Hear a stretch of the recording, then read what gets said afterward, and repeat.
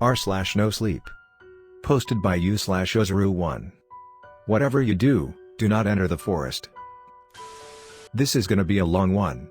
So prepare yourselves. Have you heard of the halawaza? In the local tongue of Swat, the name means monster goat. According to local legends, this beast goat is able to walk on its hind legs and towers over 8 feet tall. To make matters worse, this beast is believed to be a meat eater. Just 2 days ago, a famous travel vlogger by the name of Nasir Ahmed simply disappeared while on tour of the northern areas of Pakistan. He was last seen heading into the forest, after which he simply vanished. The local police department conducted a search for Nasir. However, out of the 5 members of the search party, only 3 returned. The 3 remaining party members were so shaken up that they were sent to a rehabilitation center to recover from whatever they witnessed. Afterwards, the search was immediately called off and the 2 officers along with Nasir were labeled as dead. The forest was declared too dangerous to venture into. Obviously, much of this was kept hidden from the public eye and only the disappearance of Nasir was disclosed. I, too, was only able to get information about the disappearance of Nasir and had no clue about what happened to the search party. My name is Umar and I am a private investigator. I am not a huge name in the area, but I have worked on several notable cases in the past. At first, the disappearance of Nasir did not spark my interest. It seemed like an ordinary missing person case to me and I was pretty sure the locals would handle it. My view was quickly changed when Nasir's family approached me and were willing to pay a good amount to find their son. I couldn't possibly say no to that offer. So, I packed my bags and flew to the village in Swat where Nasir was last seen. The village was situated near a giant forest which extended all the way to the mountains beyond. The village itself wasn't huge, about 150 or so people lived there. The villagers seemed pretty lively. Some were laughing and a few elders were sitting on the porch, discussing about politics. As I entered the village, an elderly person who looked like the village chief saw me and made his way towards me. "Salam beta. I am the chief of this village, Amjad Khan. What brings you here to our fine village?" asked the chief. The chief was wearing a big brown coat over his traditional clothes. He also had a muffler around his neck which was weirdly wrapped around like it was hiding a big bulge there. I thought to ask him about it but decided against it as it might sound rude. I showed him my badge and card.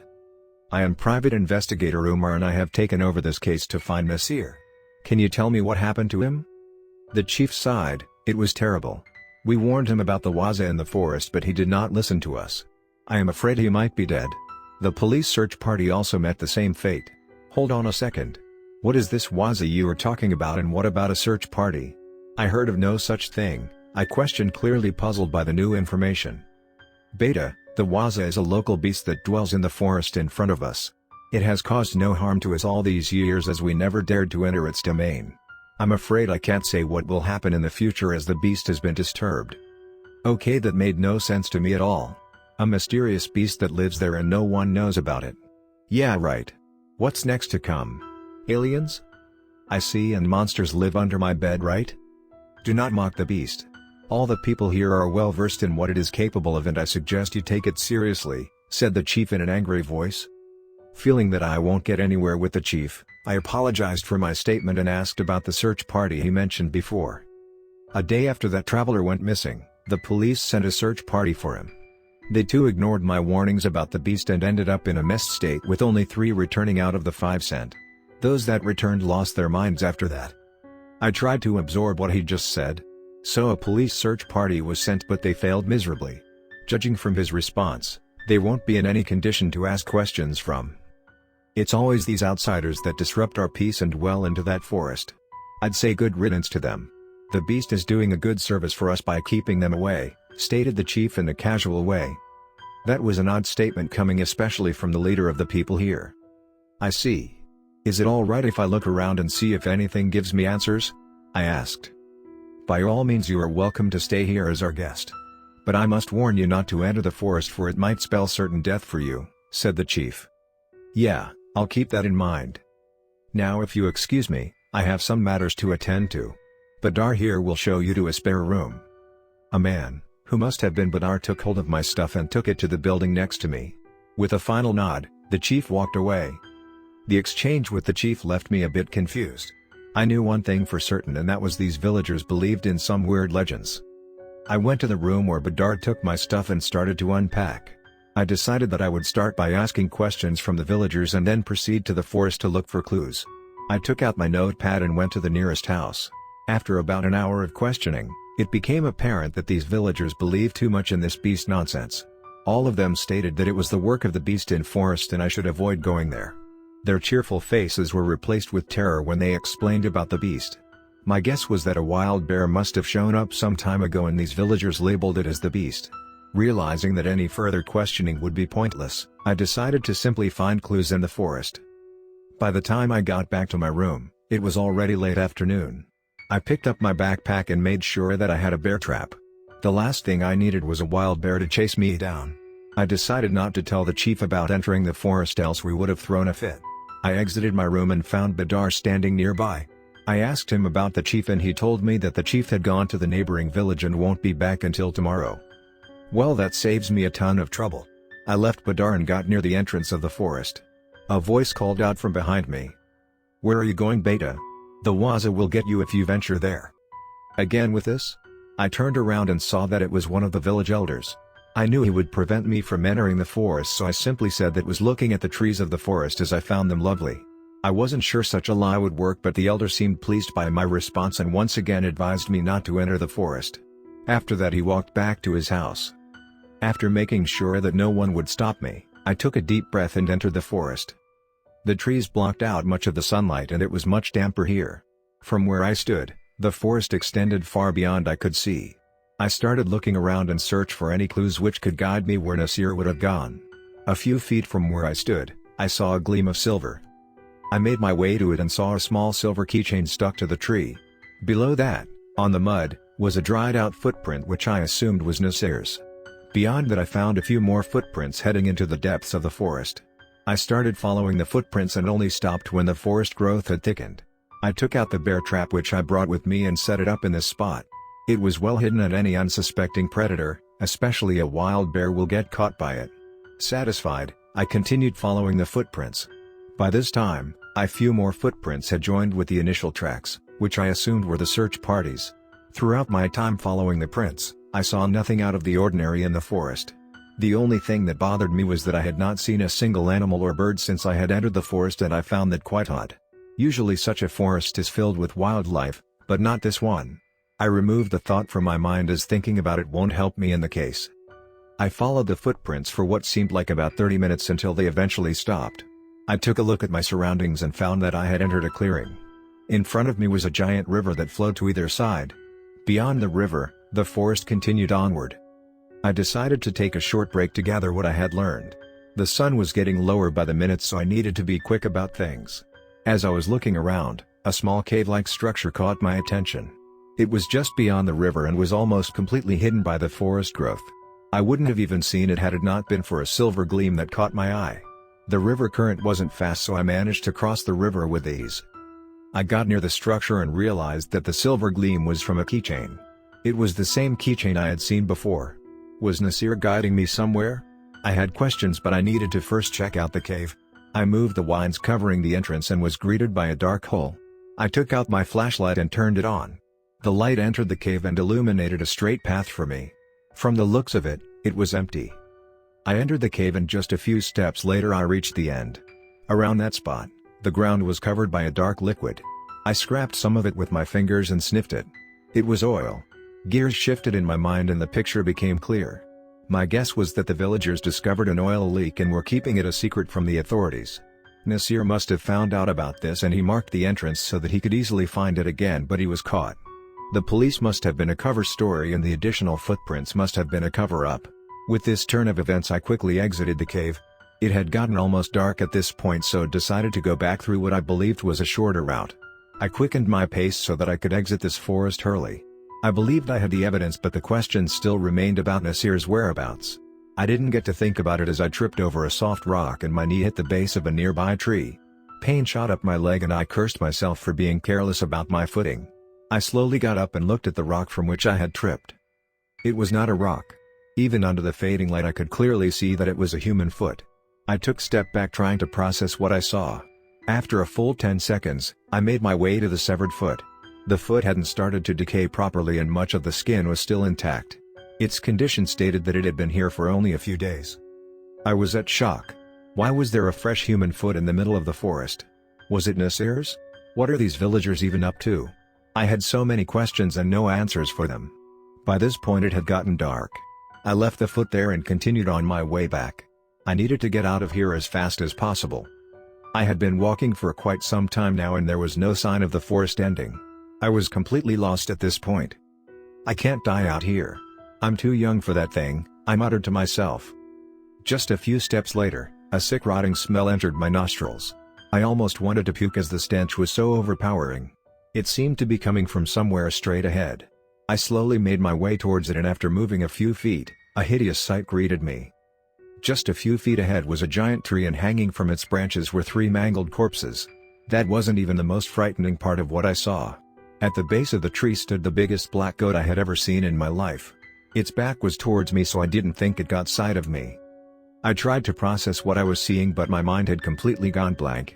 In all of my previous cases, never had I seen such a thing. I knew I just had to leave as fast as possible. I took a step back and then another. I slowly backed away but then suddenly a twig snapped under my feet. Quick as lightning, the goat's head turned in my direction. It then turned its body in my direction and our eyes met. A second passed and then another but the goat didn't move. Under the moonlight I could see that the goat had a big tumor on its neck which made its neck swell up. What's more was that the front legs resembled that of a wolf as I could see claws at the end. What in the world was I even looking at? To answer my thoughts, the goat snarled at me and I caught a glimpse of razor-sharp teeth. Did the goat start to get taller? No, as I watched, the goat slowly started to stand on its hind legs and let loose a roar that turned my blood cold. That was my cue. I bolted away from this monstrosity and into the forest. Behind me I could hear the thundering of its footsteps as it chased me. I tried to get it off my tail by taking sharp turns but the beast persisted. It was out for blood. Just then I, once again, tripped but this time my shoe came off as well and fell hard on the ground. I turned around and the beast was behind me. I backed away into a tree. My heart was pounding fast. I knew this was the end for me and cursed my stupidity for ignoring the villager's warning. The beast didn't attack me. It growled at my exposed foot and started to circle around me. What was it waiting for? Just finish me already. But the beast kept its distance from me. I tried to follow its movement, my exposed foot still outstretched. Suddenly I heard a loud snap followed by a loud roar from the beast.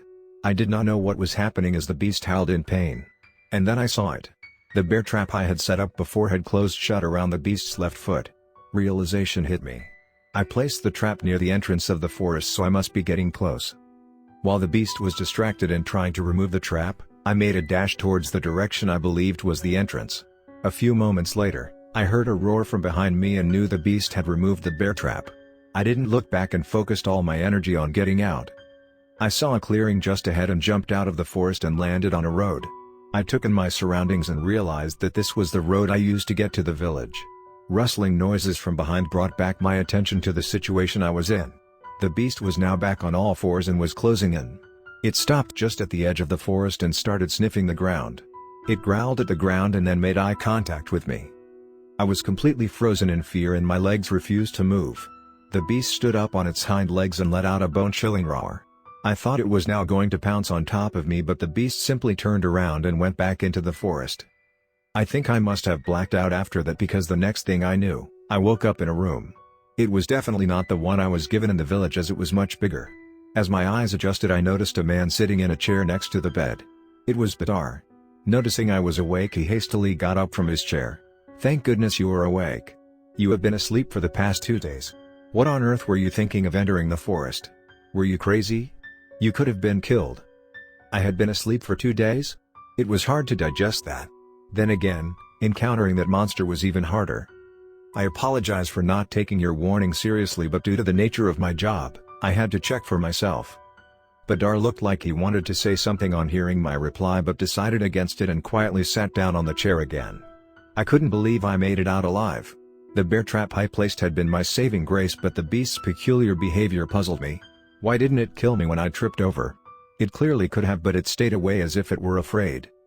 Badar, when the beast was chasing me, I tripped over and fell. I even lost my shoe. It could have easily killed me. But it stayed away as if it were afraid. Then again when I exited the forest it never left the forest but stayed inside. Do you have any ideas why it could have done that? I honestly wasn't expecting an answer to that. It was a stupid question and Badar wouldn't possibly know the answer. However, it looked like I was mistaken. Badar was acting uneasy after hearing the question. Although this is a village secret, I suppose I can tell you this is you're the only one that made it back alive. Wait, only one? Does that mean no one ever returned back from the forest? I had more questions but decided to listen to Badar. He continued. The beast has been here for as long I know. It never harmed us for it never left the forest, but concerns were growing that one day it would strike and wipe us out. So the chief at that time organized a hunting party of about 20 strong men. That day the men left to hunt the beast and it was a disaster. The beast picked off the men one by one. Only one made it out alive and it was Mr. Ramjad Khan, the current chief. So how did he make it back alive? I cut him. I'm getting there. The chief told us that for some odd reason, the Waza stayed away from the feet of the men it killed. Observing this, the chief took off his shoes and the Waza kept its distance from him, all the while snarling at him. That's how he escaped. I tried to make sense of what Badar told me. It sounded ridiculous but at the same time true as well. The beast only stayed away from me when I lost my shoe. I see. And what of the beast not leaving the forest? Know anything about that? That, I'm afraid, I do not know. Badar's reply wasn't entirely convincing but I didn't push on. Is the chief back yet? I have some questions for him, I asked. Yes, he arrived a day earlier. He is probably back at the place where you were found. I thanked Badar and left for that place immediately. Just as Badar predicted, the chief was at the same spot. I walked up to him and before I could say anything, he spoke. So, you made it back alive. I warned you of the consequences and you didn't listen to a word. He was definitely mad. Yes, but I needed proof to believe your stories about the beast. And now I have seen it, I'll be more careful now. Bah. In any case, you are back. What did you find in the forest? He turned towards me and had a weird look on his face. As if he were mocking me. Something told me that I shouldn't bring up about the oil I found there. Just trees. Lots of trees and a big mad goat, I replied. Before the chief could say anything else, someone called for him. Excuse me, I have matters to attend to.